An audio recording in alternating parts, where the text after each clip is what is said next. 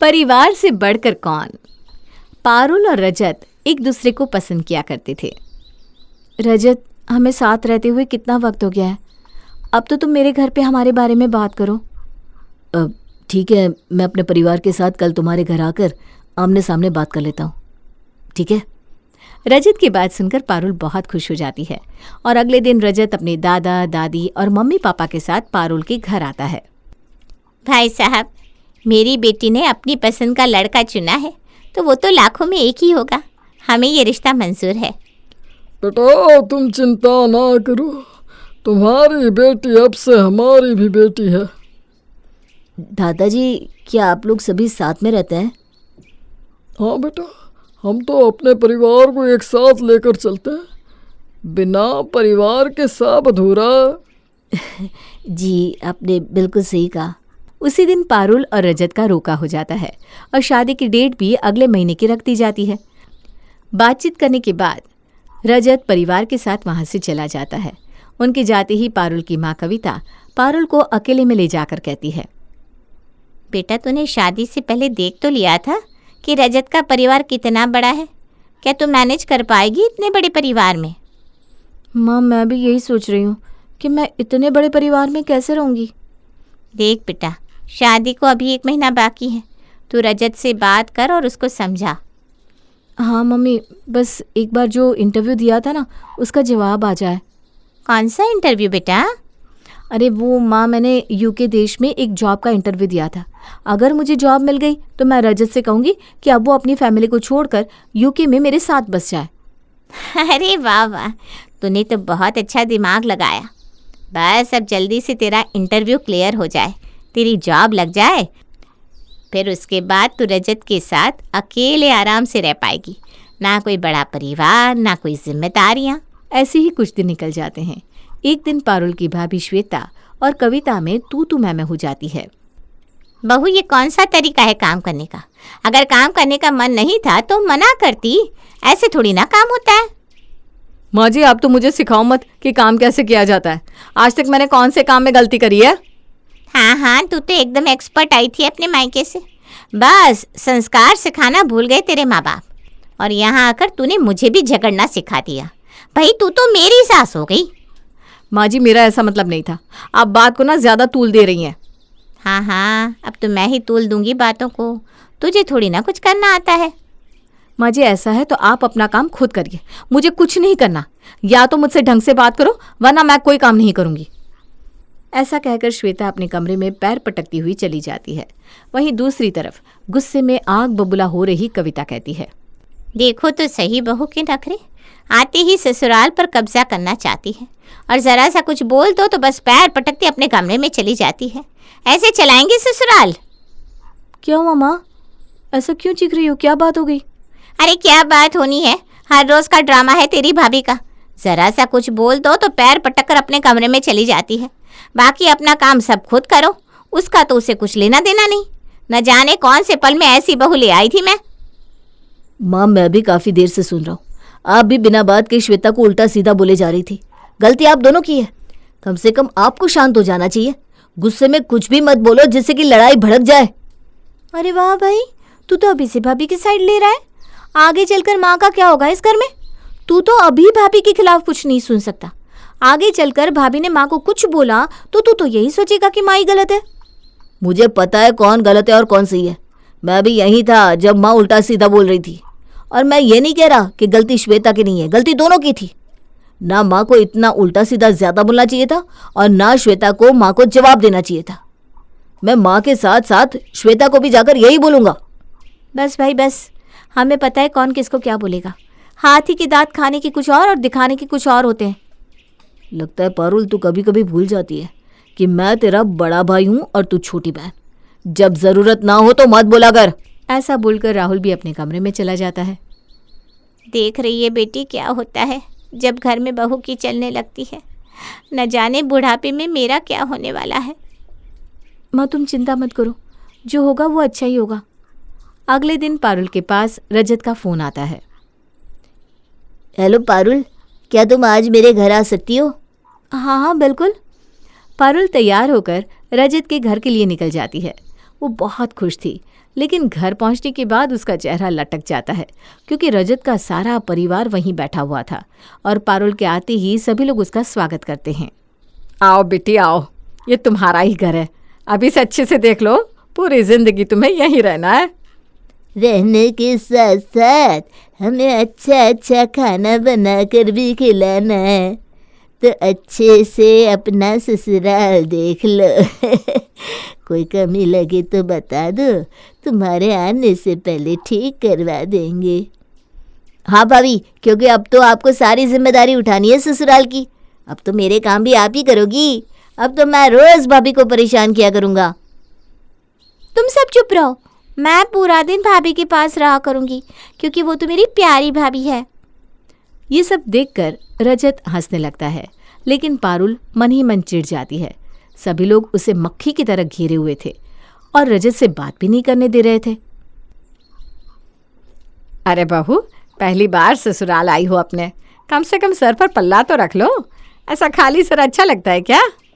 सास की बात सुनकर पारुल जल्दी से अपने सर पर पल्ला रख लेती है। रजत बेटा, एक काम कर, तू बहू को अपना कमरा दिखा दे। अगर उसे कमरे में कोई भी बदलाव करना हो तो अभी से बता दे। हाँ पापा, आप सही कह रहे हो। रजत पारुल को अपने कमरे में ले जाता है और पारुल कमरे का दरवाज़ा बंद करके राहत की सांस लेती है। अरे, तुमने कमरे का गेट क्यों बंद कर दिया? थोड़ी सी प्राइवेसी चाहिए थी मुझे। तुम्हारे परिवार वाले मुझे मक्खी की तरह चिपक गए थे, तुमसे बात तक नहीं कर पा रही थी मैं। और क्या सच में शादी के बाद मेरे साथ ऐसे ही होगा? अरे बाबा, वो सब मजाक कर रहे थे। अब तुम उनकी भाभी लगती हो तो वो तुम्हें परेशान तो करेंगे ही ना। और मेरे परिवार में कोई भी नया सदस्य आता है, सभी लोग उसको उतना ही प्यार देते हैं जितना मुझे देते हैं। देखो, वो सब मुझे नहीं पता, मुझे इतने ज़्यादा लोगों की आदत नहीं है, तो मुझे अच्छा नहीं लगता कि सब लोग ऐसे मक्खी की तरह चिपक जाए। रजत हंसते हुए पारुल की बात को टाल देता है। ऐसे ही कुछ दिन और निकल जाते हैं और उसके बाद पारुल का जन्मदिन आता है। पारुल के जन्मदिन पर रजत ने सरप्राइज पार्टी रखी थी। पारुल तैयार होकर पार्टी में पहुंचती है और मन ही मन सोच रही थी, आज मैं और रजत अच्छे से टाइम स्पेंड करेंगे। मेरा जन्मदिन भी है, तो मैं आज रजत से विदेश जाने की बात भी कर लूँगी। इससे अच्छा मौका मुझे कभी नहीं मिलेगा। यही सोचकर जैसे ही पारुल पार्टी की जगह पर पहुंचती है तो वहाँ देखती है कि रजत के साथ साथ रजत का पूरा परिवार वहाँ पर मौजूद है। ये देखकर वो उदास हो जाती है, लेकिन वो अपने चेहरे पर कुछ नहीं दिखाती। बहू, जन्मदिन मुबारक हो तुम्हें। अब बताओ तुम्हें सरप्राइज कैसा लगा? खुश हो ना तुम? पूरे परिवार ने तुम्हारे जन्मदिन के लिए कई दिनों से तैयारी कर रखी थी कि हमारी बहू का जन्मदिन है। कैसा लगा तुम्हें सब? बहुत अच्छा है, मैं बहुत खुश हूँ कि आप सब लोग मेरे जन्मदिन पर आए। पारुल खुश होने का नाटक करते हुए केक कट करती है। सभी लोग पार्टी एंजॉय करते हैं। पार्टी खत्म होने के बाद रजत पारुल को घर छोड़ने के लिए जाता है। ये सब क्या था रजत? क्या था मतलब? तुम्हारा जन्मदिन था? मेरा जन्मदिन तो था, लेकिन तुम्हारे साथ मुझे अकेले मनाना था, ना ही कि तुम्हारे पूरे परिवार के साथ। तुमने तो मेरे सारे किए कराए पर पानी फेर दिया। अरे, मैं मेरे परिवार से अलग थोड़ी ना हूँ। तुम्हारा जन्मदिन था तो जितना मैं खुश था उतना ही मेरा परिवार भी खुश था। तो सबने बोला कि तुम्हारा जन्मदिन सब साथ में मनाते हैं और मैं मना नहीं कर पाया। इसमें इतनी बड़ी बात क्या हो गई? तुम कहना क्या चाहती हो, साफ साफ बोलो। मैं कहना यही चाह रही हूँ कि ऐसे अपना नहीं चलने वाला, कि तुम अपने पूरे परिवार को साथ लेकर चलो, क्योंकि मैं इतने बड़े परिवार में नहीं रह सकती हूँ। तुम्हारा दिमाग तो ठीक है, तुम्हें पता भी है तुम क्या बोल रही हो? हाँ, मुझे पता है मैं क्या बोल रही हूँ। अभी तुम गुस्से में हो, कल हम इस बारे में आराम से बैठकर बात करते हैं। फिलहाल तुम्हारा घर आ गया है, तुम घर जाओ। रजत भी खराब मूड में पारुल को ऐसा कहकर वहाँ से चला जाता है। पारुल अपने घर आ जाती है। वहीं दूसरी तरफ कविता और श्वेता की तू मैं चल रही थी। बहू, तुमने क्या नाटक लगा रखा है? तुम्हारा ये हर रोज का है, हर बात पर झगड़ा करना। तो माँ जी, मैंने क्या गलत कहा आपको? मैंने इतना ही कहा कि मुझे अपने मायके जाना है। क्या इतना भी अधिकार नहीं है मेरा कि मैं अपने मायके जा सकूं? अभी तो तुम अपने मायके होकर आई थी। हर बार कुछ न कुछ दिनों में मायके जाना होता है तुम्हें। माँ जी, लास्ट टाइम मैं मायके कब गई थी, आपको याद है? हाँ, क्यों याद नहीं? अभी पिछले महीने तो गई थी तू। माँ जी, कम से कम इस उम्र में झूठ तो मत बोलिए। मैं मायके 6 महीने पहले गई थी। हे राम, ये देखो आजकल की बहू कैसे अपनी सास को झूठ बोल रही है। यही सुनना बाकी रह गया था इस घर में बस। माँ जी, आप ना बातों को घुमा रही है और अब बिना बात की लड़ाई कर रही हो आप। हाँ, तेरे लिए तो मैं ही गलत हूँ ना। दुनिया की हर सास गलत है अपनी बहू के लिए। एक बहू ही बेचारी होती है जो सब सही बोलती है। इतने में ही पारुल घर के अंदर आती है। दोनों की आवाज़ सुनकर कहती है, इस घर में 2 मिनट का चैन नहीं है, आते ही यहाँ चिक चिक चालू हो जाती है। अब क्या हुआ भाभी, क्यों लड़ रहे हो आप दोनों? पारुल, अगर तुम्हें कुछ पता नहीं है ना तो बीच में मत बोलो, चुप ही रहो। भाभी, इस तरीके से आप कैसे बात कर सकती हो? आने दो भैया को, मैं सब बताती हूँ कि आप कैसे बिना वजह लड़ती रहती हो। राहुल बाहर खड़ा होकर सुन रहा था, तभी वो अंदर आता है। बेटा देख, कैसे तेरी बीवी हमारी बेइज्जती कर रही है। उसने तो तेरी बहन को भी नहीं छोड़ा सुनाने में। माँ, मैं घर के बाहर खड़ा सब सुन रहा था, यहाँ क्या चल रहा था सब पता है मुझे। और जब सास बहू लड़ रही है तो पारुल को क्या जरूरत थी आपके दोनों के बीच में बोलने की? माँ, भाई से क्यों बोल रही हो? वो तो भाभी की ही साइड लेगा ना। पारुल, तेरा ना अब बहुत ज्यादा होता जा रहा है। तू अपनी जुबान पर थोड़ा लगाम लगा। और आप लोगों को इतनी ज्यादा ही प्रॉब्लम है श्वेता के यहाँ रहने से, तो मैं श्वेता को लेकर अलग हो जाऊंगा। आप दोनों रहो इस घर में। मैं श्वेता को लेकर कल का कल इस घर से चला जाऊंगा। हाँ, बस यही दिन देखना बाकी रह गया था। खुश है ना बहू अब तू? अब तो तेरे दिल को सुकून मिल गया होगा। माँ जी, आप ये कैसे बात कर रही हो? और आप ऐसे गुस्से में कुछ भी मत बोलिए। घर में छोटी मोटी लड़ाइयाँ हो जाती है, इसका मतलब ये नहीं कि घर छोड़कर चले जाएं। अरे तो मैं क्या करूं? रोज का हो गया ये, बिना बात तुम दोनों आपस में लड़ती रहती हो। इसका कुछ ना कुछ तो करना ही होगा ना। अब मैं किसी की कुछ नहीं सुनूंगा। श्वेता, तुम अपना बैग पैक करो, हम कल ही यहाँ से चले जाएंगे। ये कहकर राहुल श्वेता को अपने कमरे में ले जाता है। तभी पारुल राहुल के कमरे में जाकर कहती है, भाई आप ये क्या कर रहे हो? मैं 1 महीने बाद यहाँ से चली जाऊंगी, उसके बाद माँ को कौन देखेगा, ये सोचा आपने? आप माँ को अकेले छोड़कर जा रहे हो। एक बार तो आपने माँ के बारे में सोचा होता। अगर माँ को कुछ हो गया तो? लड़ाइयाँ किस घर में नहीं होती, पर इसका मतलब ये तो नहीं कि बेटा माँ को ही छोड़कर चला जाए। पारुल की बात सुनकर राहुल भावुक हो जाता है और माँ के पास जाकर कहता है, माँ, मुझे माफ़ कर दो। मुझसे बहुत बड़ी गलती हो गई। मुझे ऐसा नहीं कहना चाहिए था, लेकिन मैं क्या करता। आप दोनों की रोज़ रोज़ की लड़ाई से मैं भी परेशान हो चुका हूँ। लेकिन मैं आपको छोड़कर अब कहीं नहीं जाऊँगा। राहुल और कविता के बीच में सब कुछ ठीक हो गया था।